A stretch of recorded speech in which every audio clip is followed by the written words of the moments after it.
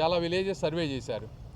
ఈ సర్వే చేసి డేటా అంతా కూడా సబ్మిట్ చేస్తే సెంట్రల్ గవర్నమెంట్ నుంచి ఇన్సెంటివ్గా అంటే మంచి పని చేస్తే గవర్నమెంట్ డబ్బులు ఇస్తూ ఉంది.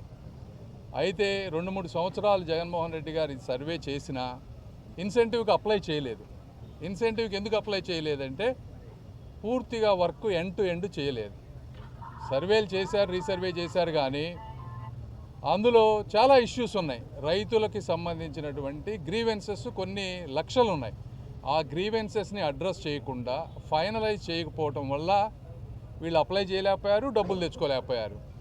అయితే మన ప్రభుత్వం వచ్చిన తర్వాత గౌరవ ముఖ్యమంత్రి గారు, అదేవిధంగా నేను కూడా ఇందులో ఇన్సెంటివ్ ఉంది, మనం తీసుకోవచ్చు, ఈ ప్రాసెస్ అంతా కంప్లీట్ అయితే అని చెప్తే 2,79,712 పబ్లిక్ గ్రీవెన్సెస్ మేము వచ్చిన తర్వాత 2024 తర్వాత గవర్నమెంట్ వచ్చిన తర్వాత ఇన్ని పబ్లిక్ గ్రీవెన్సెస్ని పెట్టి ముఖ్యమంత్రి గారు గ్రామ సభలు పెట్టి వీటన్నిటిని క్లియర్ చేయమని చెప్పారు.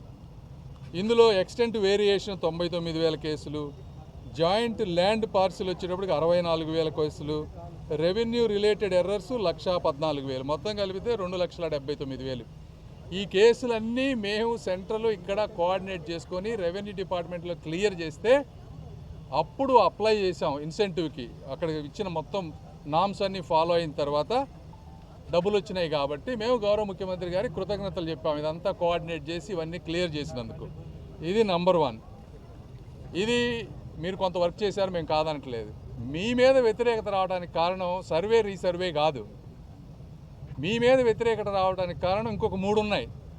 ఒకటి ఇదైతే, రెండోది ఈ సర్వే చేసిన తర్వాత కొత్త పాస్ పుస్తకాలు ఇవ్వాలి. ఇచ్చే దాంట్లో ఏం చేశారు, మీరు మీ బొమ్మ వేసుకున్నారు మొదట.